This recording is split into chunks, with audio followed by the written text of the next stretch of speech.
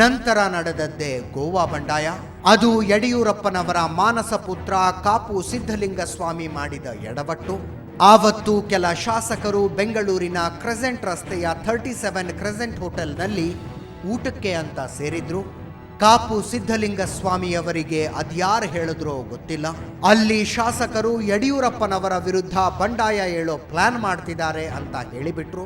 ನನ್ನ ಪಿತೃ ಸಮಾನರಾದ ಯಡಿಯೂರಪ್ಪನವರಿಗೆ ಇವರೆಲ್ಲ ಸೇರಿಕೊಂಡು ಸಂಕಷ್ಟ ತಂದೊಡ್ತಾರೆ, ಇವರಿಗೆಲ್ಲ ಒಂದು ಸಲ ಸರಿಯಾಗಿ ಬುದ್ಧಿ ಕಲಿಸಬೇಕು ಅಂತ ಸಿದ್ಧಲಿಂಗಸ್ವಾಮಿ ಕೆಲ ಹುಡುಗರನ್ನ 5 ಕಾರುಗಳಲ್ಲಿ ಕರೆದುಕೊಂಡು 37 ಕ್ರೆಸೆಂಟ್ ಹೋಟೆಲ್ಗೆ ಬಂದು ಬಿಟ್ರು. ನಮ್ಮನ್ನ ಹೊಡೆಯೋದಕ್ಕೆ ಸ್ವಾಮಿ ರೌಡಿಗಳನ್ನ ಕರ್ಕೊಂಡು ಬಂದಿದ್ದಾನೆ ಅನ್ನೋ ಒಂದು ಅಂಶ ಶಾಸಕರನ್ನ ಕೆರಳಿಸಿ ಬಿಡ್ತು. ಈ ಬಗ್ಗೆ ಬೇರೆ ಎಲ್ಲಾದ್ರೂ ಕುಳಿತು ಚರ್ಚೆ ಮಾಡಿ ಮುಂದಿನ ನಿರ್ಧಾರ ಮಾಡೋಣ ಅಂದುಕೊಂಡು ಹೊಸೂರು ರಸ್ತೆ ಕಡೆ ಹೊರಟರು. ಹಾಗೆ ಶುರುವಾಯಿತು ಮಹಾಬಂಡಾಯ. ಏನೂ ಆಗ್ತಾ ಇರಲಿಲ್ಲ ಅಲ್ಲಿ.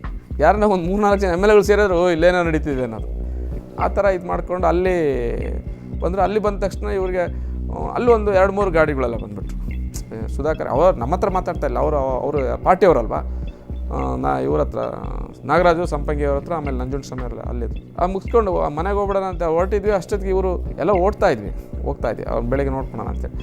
ಅಲ್ಲಿಂದ ಬರ್ಬೇಕಾದ್ರೆ ಮತ್ತೆ ರೇಣುಕಾಚಾರ್ಯ ಫೋನ್ ಮಾಡಿ ಇವರು ಅವರು ಹೋಗ್ತಾ ಇದ್ರಂತೆ ಮನೆಗಳಿಗೆ, ಅವ್ರ ಮನೆಗಳಿಗೆ. ಯಾರು ರೇಣುಕಾಚಾರ್ಯ ಅವ್ರ ಮನೆಗೆ ಹೋಗ್ತಾ ಇದ್ದಾರೆ, ಇವರು ಜಾರಕಿಹೊಳಿ ಅವ್ರ ಮನೆಗೆ ಹೋಗ್ತಾರೆ.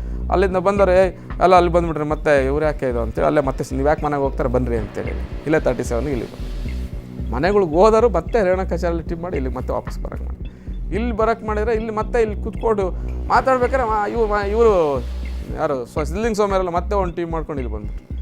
ಆವಾಗ ಇವ್ರೇನು ಮಾಡಿಬಿಟ್ರು, ಏನಣ್ಣ ಅವ್ರು ಬಂದರೆ ಒಂಥರ ರೌಡಿಗಳ್ನ ಕರ್ಕೊಂಬಂದು ರೋಪಡಿ ಥರ ಮಾತಾಡ್ತಾರೆ ಸಿದ್ಧಲಿಂಗಸ್ವಾಮಿ ಅಂತೇಳಿ ನಾಗರಾಜು ಸಂಪಂಗಿ ಹೇಳ್ಬಿಟ್ರು.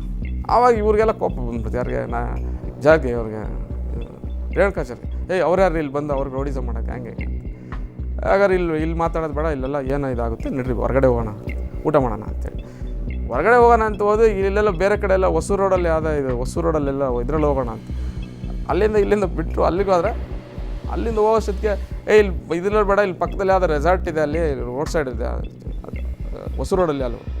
ಅಲ್ಲಿ ಹೋಗ್ತಾ ಹೋದ ನನ್ನ ಫ್ರೆಂಡ್ ಹೋಟ್ಲಿದೆ ಅಂತ ಹೇಳ್ಬಿಟ್ಟು ಸೀದಾ ಅಲ್ಲಿ ಏನೂ ಇರಲಿಲ್ಲ, ಊಟ ಹಾಕ್ತಾರೆ ಇಲ್ಲದೆ. ಅದು ಏನು ಕೂತ್ಕೊಂಡು ಮಾತಾಡೋದೇ ಒಂದು ಏನೋ ಒಂದು ಅಲ್ಲೇನೋ ನಡೀತಾ ಇದೆ ಅಂತಂದರೆ ಒಂದು ಕೂತ್ಕೊಂಡ್ರೆ ಇದು ಯಾರು ಲೀಡ್ ತೊಗೊಂಡ್ರೆ ಸರ್ ಭಾಳ ಬುಲೆಟ್ ಶೇಖರ್ ಭಾಳ ಬೇಜಾರಾಗ್ಬಿಟ್ಟಿದ್ದಾರೆ ಸರ್ ಅಂದ್ರು. ಅವ್ನು ಹೆಂಗದ ಸುಮ್ಮನೆ ಮಾಡಪ್ಪ ಅನ್ನೋದು ಇವ್ರದ್ದೊಂದು ಯಾವ್ದಾರು ಒಂದು ಕೆಲಸಗಳು ಮಾಡ್ಕೊಂಬರೋದು. ಇವ್ರು ಬೇಳೆ ಬೇಯಿಸ್ಕೊಳೋಕ್ಕೋಸ್ಕರ ನಮ್ಮವೇನು ಇರ್ತಾರಿಲ್ಲ, ಇವ್ರು ಬೇಳೆ ಬೇಯಿಸ್ಕೊಳೋಕ್ಕೋಸ್ಕರ ಅಲ್ಲಿ ಒಂದು ಇದು ಮಾಡಿಕೊಂಡು ಕೊನೆಗೆ ಒಂದು ಗತಿ ಕಾಣಿಸ್ಬಿಟ್ರೆ.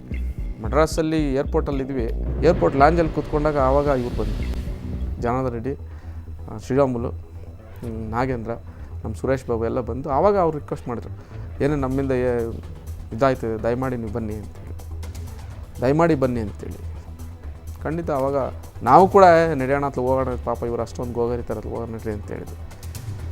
ಇಲ್ಲ ಇವರು ಸುಮ್ಮನೆ ನಮ್ಮನ್ನೆಲ್ಲ ಬ್ಲ್ಯಾಕ್ ಮೇಲ್ ಮಾಡೋ ಟೈಪ್ ಮಾಡ್ತಾರೆ, ಬೇಡ ಅಂತೇಳಿ.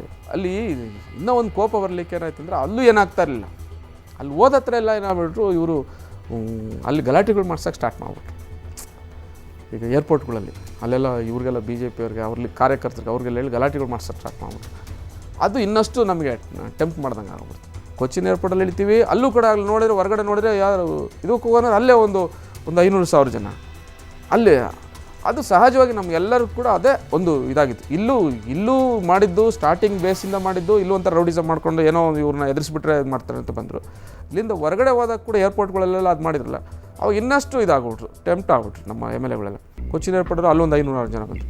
ಬಾಂಬೆ ಏರ್ಪೋರ್ಟಲ್ಲಿ 12 ಗಂಟೆಗೆ ಇಳಿತೀವಿ, 12 ಗಂಟೆಗೆ ಇಳಿದ ತಕ್ಷಣ ಅಲ್ಲಿ ಮೀಡಿಯಾದಲ್ಲೆಲ್ಲ ಬಂದಿದ್ದಾರೆ, ಜೊತೆಗೆ ಎಲ್ಲ ಕಾರುಗಳೆಲ್ಲ ಹೊರಗಡೆ ಹೋಗೋಷ್ಟೊತ್ತಿಗೆ ಒಂದು 500-600 ಜನ ಎಲ್ಲ BJP ಬಾವುಟಗಳು ಹಾಕ್ಕೊಂಡು ಅಲ್ಲಿ ಏನು ಬರೋ ಅಂತ ಬರ್ತಾರೆ. ಅವಾಗೇನೋ ಮಿಸ್ ಆಗಿದ್ರೆ ನಮ್ಮಲ್ಲಿ ಒಬ್ರಿಗೆ ಯಾರು ಹೆಚ್ಚು ಕಮ್ಮಿ ಆಗ್ಬಿಡೋದು. MLAಗಳು ಖಂಡಿತ ತೊಂದರೆ ಆಗೋದಲ್ಲಿ. ಆನಂತರ ನಾವೆಲ್ಲ ಟೀ ಶರ್ಟ್ಗಳು ಅವು ಹಾಕ್ಕೊಂಡು ಇದು ನಮ್ಮನ್ನು ಐಡೆಂಟಿಫೈ ಮಾಡಿ ವೆಂಕಟರಮಣಪ್ಪ ಸುಧಾಕರ್ ವೈಟ್ ಹಾಕ್ಕೊಂಡ್ಬಿಟ್ಟಿದ್ದಾರೆ MLAಗಳು ಅಂತ ಗೊತ್ತಾಗಿದೆ. ಅಲ್ಲಿ ಮೀಡಿಯಾದವರು ಅವ್ರು ಬಂದು ಕಾರ್ ಹಿಂಗೆ ಹೇಳ್ಕೊಂಡು ಡೋರ್ ಕಿತ್ತು ಅವ್ರಿಗೆ ಹೇಳ್ಕೊಂಬಿಟ್ಟು ನಾವು ಸೈಡ್ ಕೂತ್ಬಿಟ್ಟು ಅಷ್ಟು ಇದು ಮಾಡಿ ಕೊನೆಗೆ ಏರ್ಪೋರ್ಟ್ ಒಳಗಡೆ ಅಲ್ಲಿಂದ ಹೊರಗಡೆ ಹೋಗೋದು ಹೆಂಗೆ ಏನಂತಾರೆ. ಅವಾಗ ಸಹಜವಾಗೇ ನಾವು ಎಲ್ಲ ಭಯ ಬಿದ್ದುಬಿಟ್ರು. ಇವರು ಈಗಲೇ ಇಷ್ಟೊಂದು ರೌಡಿಸಮ್ ಮಾಡ್ತಾರೆ, ಎಲ್ಲ ಅವ್ರಿಗೇನು ಮಾಡಿಲ್ಲ, ಏನಿಲ್ಲ.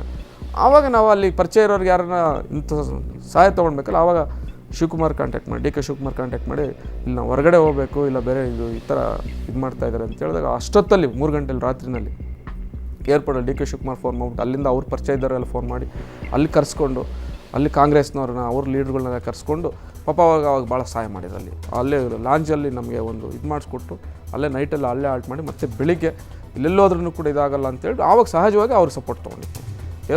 ಬಾಂಬೆ ಏರ್ಪೋರ್ಟಲ್ಲಿ ಅಲ್ಲಿ ಮಾಡ್ಕೊಂಡಿದ್ದು. ಅಷ್ಟೊತ್ತಿಗೆ ಇಂಟ್ರ್ನಲ್ಲಿ ಇನ್ನು ಇವ್ರಿಗೆ ನಮ್ಗೆ ಇಷ್ಟೊಂದು ತೊಂದರೆ ಕೊಡ್ತಾರೆ, ಆದರೆ ನೀವು ಇದು ಮಾಡಿ ಅಂತೇಳಿ ಆವಾಗ ಕುಮಾರಣ್ಣನ ಕೂಡ ಎಂಟ್ರಿ ಆಗಿದ್ದು, ಈ ಸರ್ಕಾರ ತೆಗಿಬೇಕಿದು, ಇವ್ರನ್ನ ತೆಗೆದು ಸಪೋರ್ಟ್ ಮಾಡಬೇಕು ಅಂತೇಳಿ ಆವಾಗ ತೀರ್ಮಾನ. ಆವಾಗ ರೊಚ್ಚಿಗೆದ್ಬಿಟ್ಟು ರೊಚ್ಚಿಗೆದ್ದು ಇಲ್ಲ ರಾಜೀನಾಮೆ ಹೋದ್ರೇನು ಪರವಾಗಿಲ್ಲ, ನಮ್ಮ ಅಧಿಕಾರ ಕಳ್ಕೊಂಡ್ರೂ ಪರವಾಗಿಲ್ಲ, ಆವಾಗ ಸಹಜವಾಗೇ ಇದು ಮಾಡ್ಕೊಂಡು ಬಂತು. ಅಲ್ಲಿಂದ ನಮಗೆ ಅವರು ರಿಯಲಿ ನಮಗೆ ಆ ಟೈಮಲ್ಲಿ ಶಿವಕುಮಾರ್ ನಮಗೆ ಹೆಲ್ಪ್ ಮಾಡಿದ್ರು. ಶಿವಕುಮಾರ್ ಹೆಲ್ಪ್ ಮಾಡಿ ಅಲ್ಲಿಂದ ಗೋವಾಗೆ ಹೋಗೋಕ್ಕೆ ಸಹಾಯ ಮಾಡಿಕೊಟ್ರು. ಒಂದು 10-15 ಜನ ಇಟ್ಕೊಂಡ ತಕ್ಷಣ ಏನು ಅಂತೀವಿ ನಾವು ಕೊಸ್ರಾಡ್ತೀವಿ.